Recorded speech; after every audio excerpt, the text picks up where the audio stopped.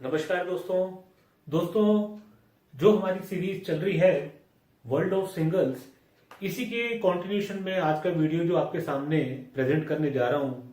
दोस्तों, अभी तक के वीडियो जो मैंने आपको इसमें प्रेजेंट किए हैं, इन सब के अंदर में आप एक खास बात देखिएगा। इन सब के अंदर में एक कॉमन चीज जो है वो ये कि ये सारे लोग किसी ना किसी लाइफ में अपने मिशन के साथ में जुड़े हुए थे, जिसको इन्होंने इम्पोर्टेंस दी।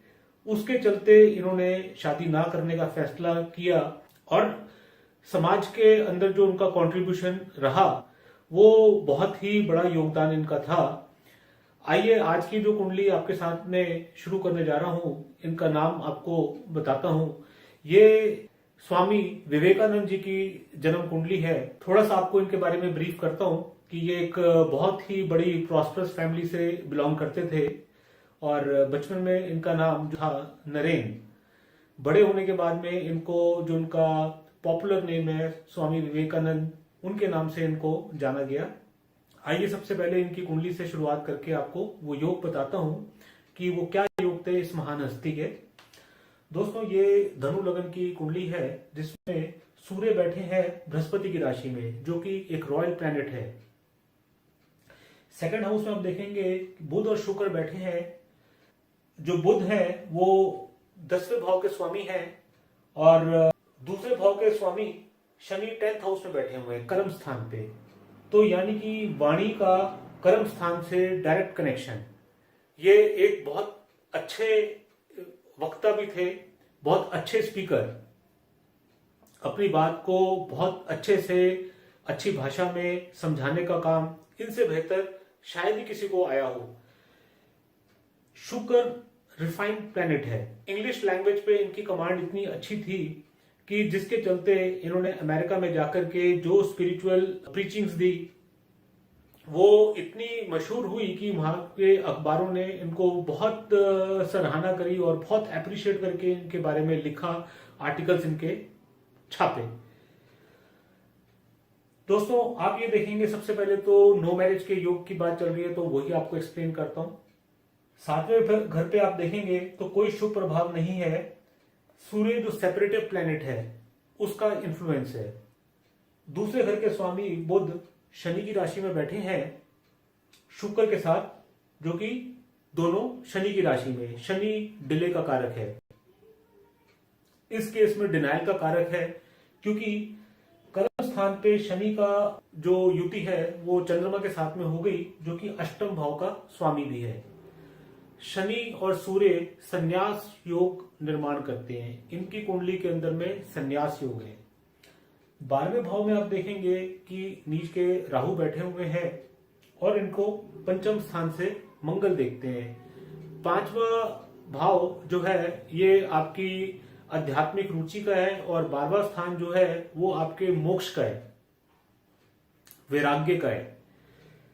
वैराग्य की वजह से शनि चंद्र की आप देखेंगे कॉम्बिनेशन, राहु के ऊपर में मंगल का की दृष्टि आप देखेंगे, तो ये सारे जो कॉम्बिनेशन हैं ये वैराग्य के हैं। यही चीज आप इनकी नवाज कुंडली में भी देखिएगा कि बृहस्पति वृश्चिक राशि में बैठे हैं, जो कि मंगल की राशि है, और 7th हाउस में मंगल शनि के साथ में बैठे हैं।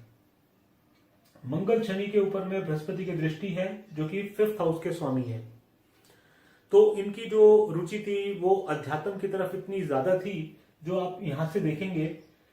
उच्च के शुक्र इनके 5th हाउस में बैठे हैं, जिस कारण इनको बहुत इंटरेस्ट था ओल्ड स्क्रिप्चर्स पढ़ने का, धर्म के बारे में जानने का, संसार की वो सारी बातें जानने की थर्स्ट थी, मतलब वो प्यास थी। इस वजह से इन्होंने मतलब अपना सारा जीवन काल अपने गुरुओं के साथ, उनके गुरुओं के मिशन को पूरा करने में लगाया।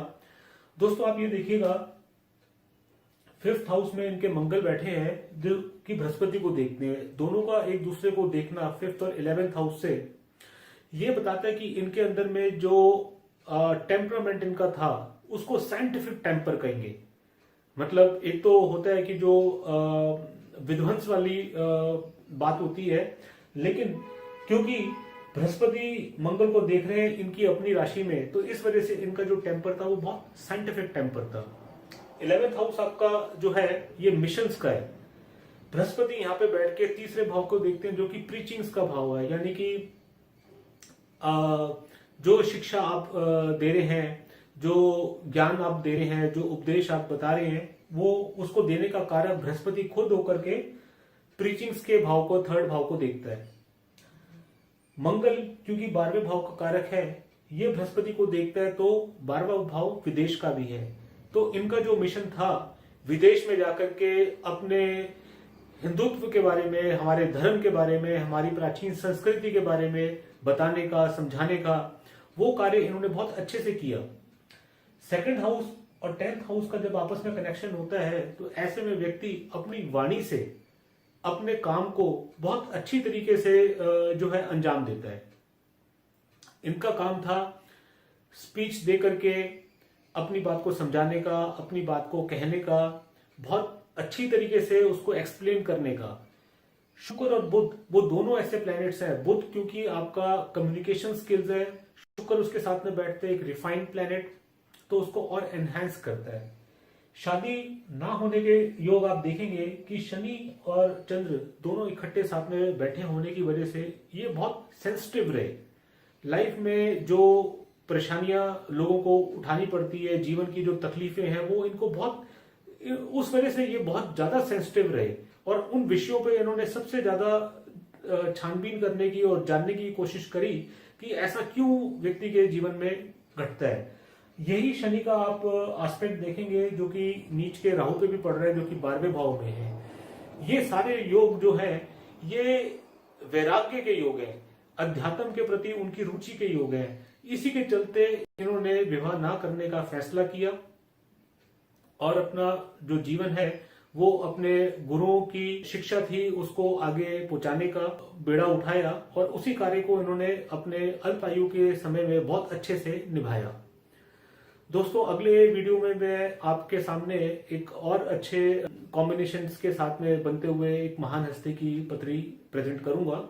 यदि आज का वीडियो आपको अच्छा लगा हो तो आप इसे लाइक कीजिए, दोस्तों में शेयर कीजिए, कमेंट्स हैं तो लिखिए, चैनल को सब्सक्राइब कीजिए। यदि मुझसे आपको कोई परामर्श की आवश्यकता पड़े तो मैं अपने नंबर्स आपसे शेयर कर रहा हूं, आप कभी भी मुझसे कॉन्टैक्ट कर सकते हैं।